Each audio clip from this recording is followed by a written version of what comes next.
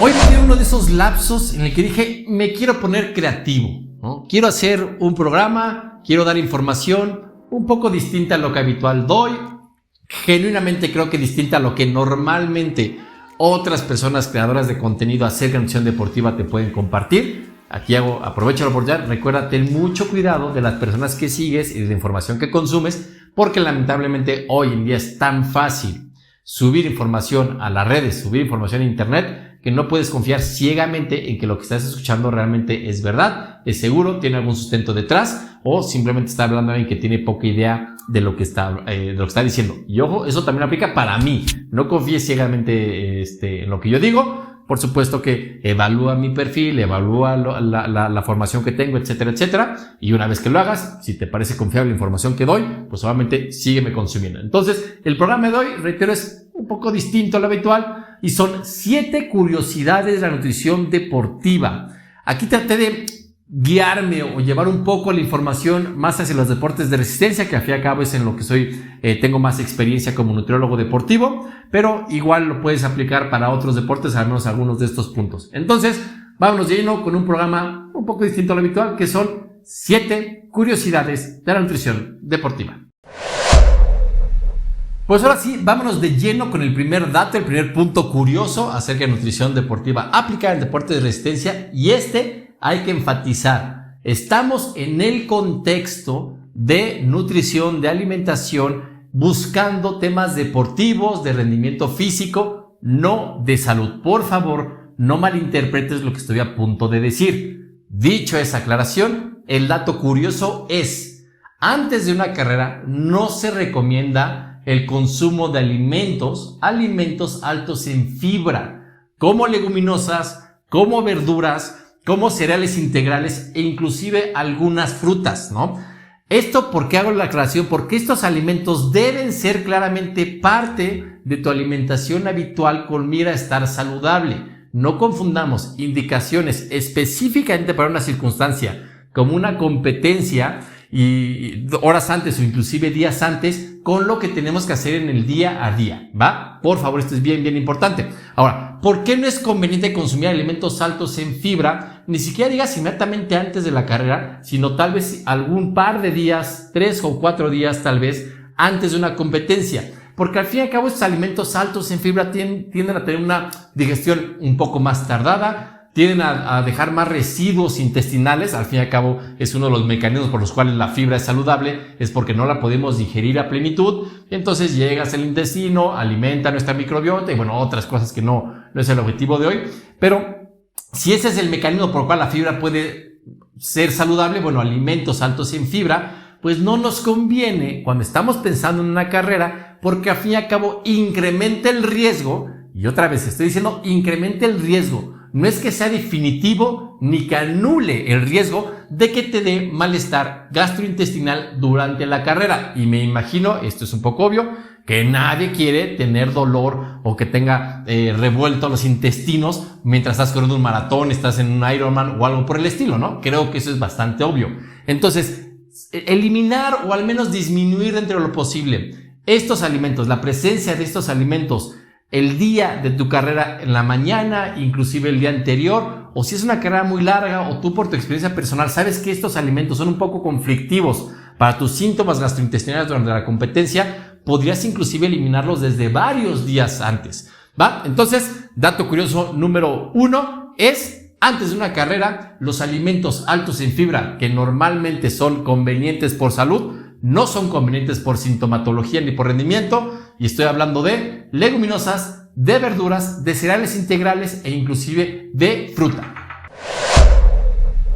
Y vamos derechito al punto número 2, punto curioso número 2, que es, bueno, voy a decir que hasta cierto punto es un poco obvio, pero otra vez, a veces lo obvio no realmente lo tenemos presente, y es una persona que compite o entrena en altura, no necesariamente en el Himalaya, ¿no? Pero sí en ciudades o en lugares de cierta altura, más de 2000 metros sobre el nivel del mar, por ejemplo. Yo estoy en una ciudad que, si mal no recuerdo, estoy a 2400 metros sobre el nivel del mar. Pues personas que se desempeñan en estas alturas, o si tú te vas a desempeñar en una competencia específicamente en una altura claramente mayor a donde estás habituado, tu requerimiento de hierro se eleva. Otra vez, si tú te pones a pensar, si alguien te hubiera preguntado, sin haber escuchado esto de manera previa, oye, ¿tú crees que si vas a entrenar en un ambiente con una menor disponibilidad de oxígeno, vas a requerir más hierro? Si tienes conocimientos básicos de nutrición deportiva, de fisiología del ejercicio, pues obviamente tú sabes que el hierro es indispensable para una correcta oxigenación del cuerpo, obviamente de los músculos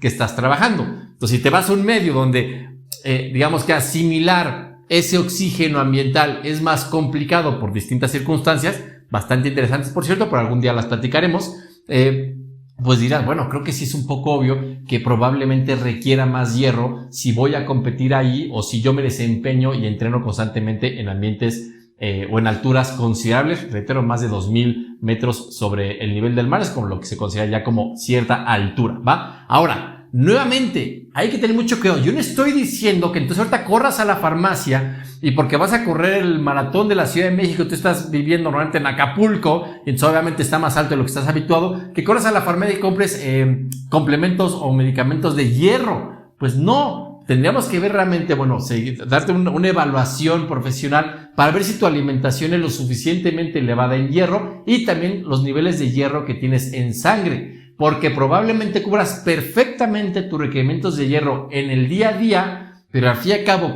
como tu cuerpo no requiere mucho hierro, por decirlo de una manera, tienes los niveles adecuados para tu altura, pero esos mismos niveles podrían ser insuficientes si te vas a ir a correr. Por ejemplo, reitero, yo estoy en el Valle de Toluca, que es una de las ciudades más altas de México, ¿va? Entonces, dato curioso número 3. Si tú entrenas o vas a competir en una altura considerable o al menos claramente mayor a lo que tú estás habituado, tus requerimientos de hierro se incrementan, son más elevados que cuando no entrenas en altura y por lo tanto hay que tener muchísimo cuidado porque en tu ciudad podrías rendir muy bien con tus niveles de hierro, irte a una ciudad más elevada y digamos que comportarte como si tuvieras anemia. Ojo con eso. ¿Y estás listo o lista para el siguiente punto? Número 3. Y ojo, este es un error que constantemente veo en personas que dedican a deportes de resistencia, sea ciclismo, sea natación en aguas abiertas, sea carrera o sea la mezcla de ellos, duatlones, triatlones, acuatlones, etcétera, etcétera, etcétera. Y este punto curioso pero muy importante es que si tú entrenas de manera adecuada un trabajo de fuerza, y esto no es sinónimo a pesas, pero la verdad es que es donde normalmente se trabaja, se hacen trabajos de fuerza por la versatilidad que te da todo el equipo que encuentras en un gimnasio razonablemente bien equipado. Si tú trabajas de manera adecuada tu fuerza, puedes incrementar tu velocidad aproximadamente, tu velocidad de carrera aproximadamente un 8%. Esto hay que enfatizarlo mucho. Es falsa la idea que un deportista de resistencia, reitero, corredor, nadador, ciclista o mezcla de ellos, debe tener mucho cuidado con no hacer pesas porque se ponen troncos, se vuelven lentos, se vuelven torpes. Esto es tremendamente falso. Distinto es si tú tienes un trabajo inadecuado en el gimnasio o inadecuado de fuerza. Pero ahí no estamos hablando de que el trabajo de fuerza te vuelva tronco o tronca, te vuelva torpe o te vuelva lento. Es el trabajo inadecuado, el entrenamiento inadecuado lo que te vuelve al fin y al cabo o empeora tal vez tus capacidades en el deporte que tú practicas. Es como si yo dijera, no, ojo, si tú corres, no te pongas a estudiar un doctorado porque eso disminuye tu rendimiento. ¿Qué? Pues no creo que sea directamente, pero si tú vas y estudias un doctorado y entonces descuidas tus entrenamientos, descuidas tu alimentación, descuidas tu descanso, pues seguramente como consecuencia va a disminuir tu rendimiento, pero no por estudiar el doctorado, sino porque al fin y al cabo una mala gestión del tiempo lleva a que tengas peor control de tu entrenamiento, descanso, alimentación y eso como consecuencia tendrá afectaciones en tu desempeño, pero no es que el doctorado afectó tu desempeño directamente, sino más bien consecuencias del mismo. Entonces también si tú vas y en el gimnasio te pones a entrenar como un fisicoculturista con rutinas y objetivos y planificaciones de fisicoculturista, pues claro que no te vas a volver necesariamente más rápido o más ágil. Y ojo, yo no estoy diciendo que los fisicoculturistas no puedan ser rápidos o no puedan ser ágiles, pero claramente sus diseños de entrenamientos tienen un énfasis de generar tamaño muscular y simetría y temas estéticos, no un tema de desempeño y menos en deportes de resistencia. Entonces enfatizo esto porque créeme, esto puede ser la diferencia si es que tú realmente compites y buscas el podio entre ganar una medalla, inclusive el primer lugar, y simplemente ni siquiera estar cerca, porque reitero, 8% de mayor velocidad en carrera sin ningún problema puede ser la diferencia entre estar en el primer lugar o estar fácilmente en el sexto, octavo, noveno lugar y que ya prácticamente nadie ni te tomen fotos, ¿no? Como que cuando están en el podio, quién sabe quién eres el lugar número 10, que si hubieras entrenado de manera adecuada, trabajo de fuerza, probablemente estarías en el podio. Ahora, yo no estoy diciendo entonces ahorita que me preguntes en los comentarios, ¿y cuál es la forma adecuada para trabajar? Eso tienes que buscar obviamente un entrenador profesional que tenga experiencia en tu deporte y que involucre y que integre ese entrenamiento de fuerza en tu programación en los momentos adecuados, pero no vayas a entrenar como un físico-culturista y no veas rutinas de personas que están buscando únicamente hipertrofiar, lo cual está excelente si es lo que estás buscando, pero no si estás buscando realmente desempeñarte mejor en tu deporte. Entonces, dato curioso número 3, si trabajas, pesas, fuerza de manera adecuada, puede ser aproximadamente hasta un 8% más rápido. Y continuamos con el punto o el dato número 4, que es la pseudoanemia del deportista. Igual, esto seguramente ya lo he comentado en algún otro momento, en algún otro programa, en cualquier publicación de mis redes sociales, pero eso no quita que sea algo bastante interesante y curioso. ¿Qué es la pseudoanemia del deportista? Para decirlo de manera muy sencilla, una de las adaptaciones que tiene una persona que realmente toma en serio su deporte de resistencia es que el volumen sanguíneo, la cantidad de sangre que tiene, al final se incrementa, es mayor que antes de entrenar de manera adecuada o es mayor que de una persona sedentaria o que practica al menos un deporte realmente que no sea de resistencia. Esta adaptación de incrementar el volumen de sangre, que tengas más sangre, se da principalmente a partir de tener más agua en la sangre. ¿Por qué?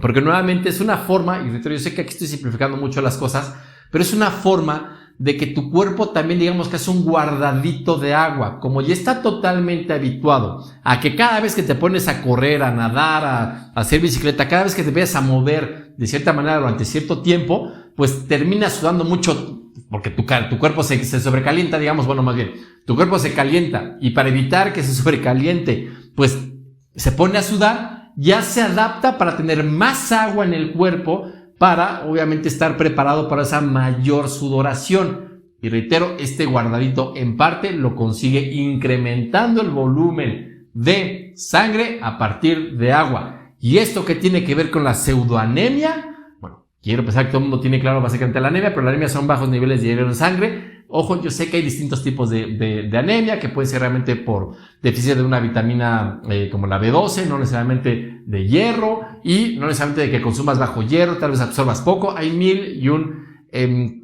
posibles causas de la anemia, pero ahorita no es el objetivo hablar de la anemia, ¿no? Entonces, pero creo que tenemos claro a qué nos referimos con anemia. Ahora, la pseudoanemia es que si te hacen un análisis de sangre para ver tus niveles de hierro sanguíneos y tú no aclaras o no te preguntan si practicas algún deporte de resistencia o si en general eres físicamente muy activo, pues podrían pasar por alto esta posible disolución que tienen todos los componentes de la sangre al tener una mayor cantidad de agua y pasar por una falsa anemia y entonces darte un incorrecto diagnóstico de que te hace falta hierro cuando probablemente sea algo tan sencillo como que tus niveles totales de hierro son adecuados, pero en una muestra de sangre, al tener más agua como guardadito para tu sudoración, lleguen a la incorrecta conclusión que tienes anemia. Por eso se llama pseudoanemia del deportista. Entonces ya sabes,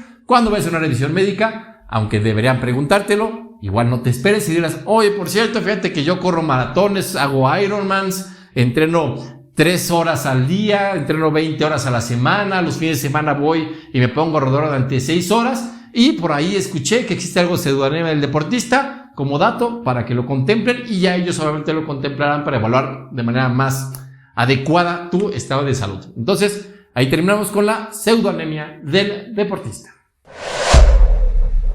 El siguiente responde a la pregunta que dice: ¿cuánto tiempo debes entrenar en altura para tener realmente beneficios en tu rendimiento físico? Reitero, estamos hablando de un contexto de deportistas de resistencia. ¿Cuánto tiempo tienes que entrenar en altura para que realmente tengas un beneficio de esos entrenamientos en altura? Pues la respuesta es al menos una semana. Y una aclaración muy importante con esto es que, número uno, no estoy diciendo que entonces ir y entrenar un día, 2 días en un entrenamiento en altura porque viajas a una ciudad claramente más elevada de donde estás acostumbrado, donde normalmente te desempeñas, o subes a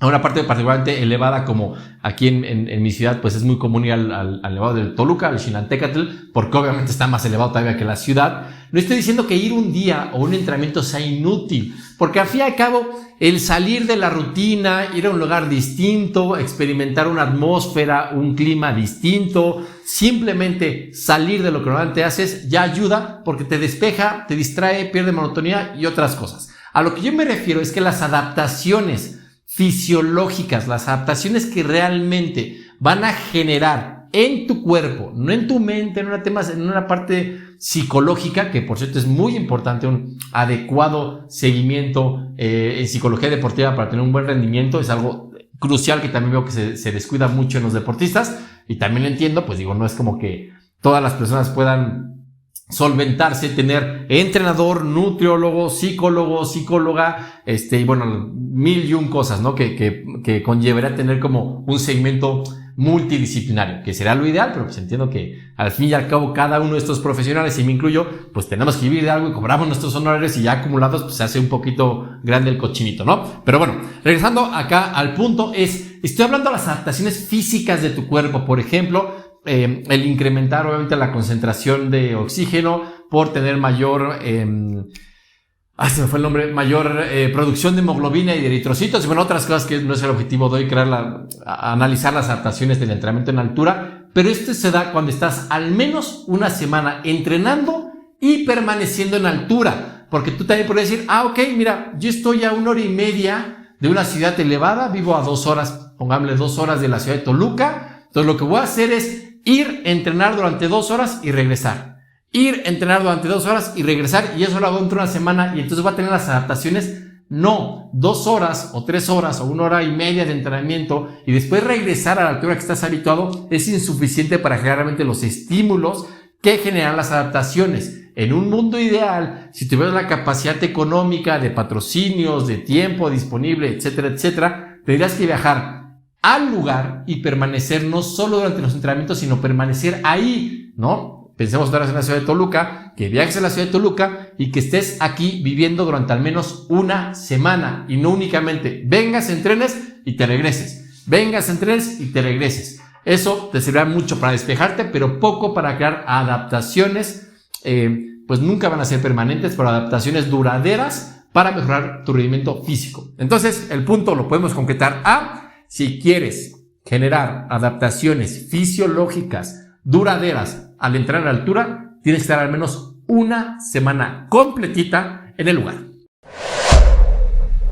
Punto número 6, y aquí tengo que admitir que hice una pequeña equivalencia para poner un poco más de sabor al dato. El dato crudo, duro, es que una persona que termina un Ironman consume entre 8,000 y 10,000 kilocalorías durante el Ironman. Por supuesto que aquí hay una variabilidad importante según el tiempo que demore en realizar, por supuesto, el Ironman, el peso corporal de la persona, su eficiencia energética, gracias a adaptaciones personales, a cosas particulares de su genética, y por supuesto también a su entrenamiento, porque entre mejor técnica tengas, menor energía gastas durante tu gesto deportivo. Pero bueno, ese es tema de otro programa seguramente. Entonces, el dato duro es: en un Ironman, una persona va a gastar entre 8,000 y 10,000 kilocalorías. Ahora, aquí donde le estoy poniendo un poco de sabor es ayudarte a dimensionar qué animalada, porque no se me ocurre otra palabra, al menos no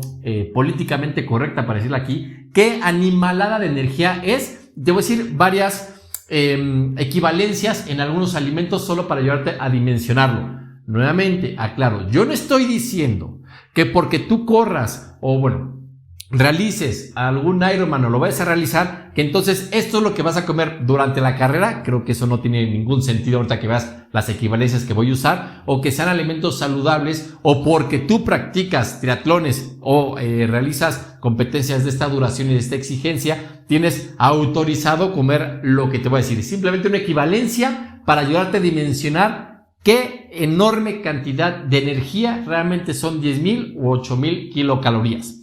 Entonces, una persona que realiza un Ironman y que utiliza aproximadamente esta cantidad de energía, ¿cuánto equivaldría, por ejemplo, en latas de refresco? Enfatizo, por si tú no sabes qué es un Ironman, nunca lo has realizado, es una competencia seguida, no es como que primero nado, descanso 3 horas, después me voy a la bicicleta, descanso mediodía y al siguiente día hago la etapa de carrera. No, son seguidas, ¿va? Bueno, entonces la cantidad de energía que supondría o más bien la equivalencia en latas de refresco son y ojo con esto, entre 57 a 72 latas de refresco. Entonces, una persona para conseguir ingerir esa cantidad de energía para terminar un Ironman, si fuera a partir exclusivamente de refresco, que obviamente eso no es posible, tendría que tomar entre 57 y 72 latas de refresco. Creo que te empieza a aclarar que sí, realmente es una cantidad muy importante de energía y por lo tanto durante una competencia de este tipo tienes que tener una planificación profesional muy bien realizada para conseguir, pues mira, no vas a conseguir consumir esas 10,000 kilocalorías, pero al menos acercarte lo más posible, obviamente para que tu rendimiento sea lo más adecuado posible, ¿no? Ahora, vámonos con la misma equivalencia, pero ahora si lo vemos en combos de hamburguesas, papas y refresco. Aquí estoy hablando, reitero, del combo completo. No únicamente de hamburguesa, no únicamente de papas, no únicamente de refresco, sino ya el combo completo. ¿Sabes cuántos combos tendrías que comer para ingerir esa cantidad de energía que un participante de Ironman gasta? Entre 7 a 9 combos. O sea, si normalmente la persona promedio que va y se come un combo sabiendo que no es saludable, no estoy diciendo que te lo recomiende, pues ya con un combo sueles quedar pues bastante satisfecho. Si eres de muy buen comer, que digas, en serio que esta persona sí tiene un estómago con una capacidad importante, pues tal vez 2 combos completos. Pero estoy hablando de hamburguesas, estoy hablando del combo completo, entre comerte entre 7 a 9 combos para llegar a esa cantidad de energía. Vámonos con otra equivalencia en tazas de arroz, ¿va? Tazas de arroz. ¿Cuántas tazas de arroz tendrías que comer para llegar a consumir entre 8,000 y 10,000 kilocalorías? Entre 40 y 50 tazas. No hay persona en esta faz de la tierra que sea capaz de comerse en un día 50 tazas de arroz. Creo que sé lo que está hablando de arroz ya hervido, no arroz crudo, porque obviamente esto tal vez se me triplica en tamaño, ¿no? Arroz ya hervido de 40 a 50 tazas de arroz. Siguiente equivalencia. Al fin y al cabo soy mexicano, este programa está grabando en México y por supuesto que tengo que contemplar las tortillas y el pan dulce. Entonces, en tortillas de maíz de máquina, no de mano, no de harina, tortilla de maíz de máquina, que en general su tamaño, su grosor es razonablemente consistente. ¿Cuántas tortillas equivalen?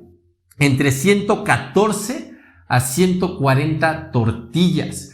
Si ya un mexicano que muy probablemente esté excediéndose en la cantidad de tortilla que sea adecuada para sus requerimientos y en una comida se come 4, 6, 8 tortillas, ya todo el mundo dirá, oye, pues como que 8 tortillitas ya es considerable, ¿no? 10 tortillas, oye, posiblemente es bastante la tortilla. Bueno, pues para alcanzar el requerimiento de energía que se gasta en un Ironman, necesitará comer entre 114 y 140 tortillas. Nuevamente, cosa imposible. Por muy mexicana que seas, te aseguro que en un día no te tragas esa cantidad de tortillas.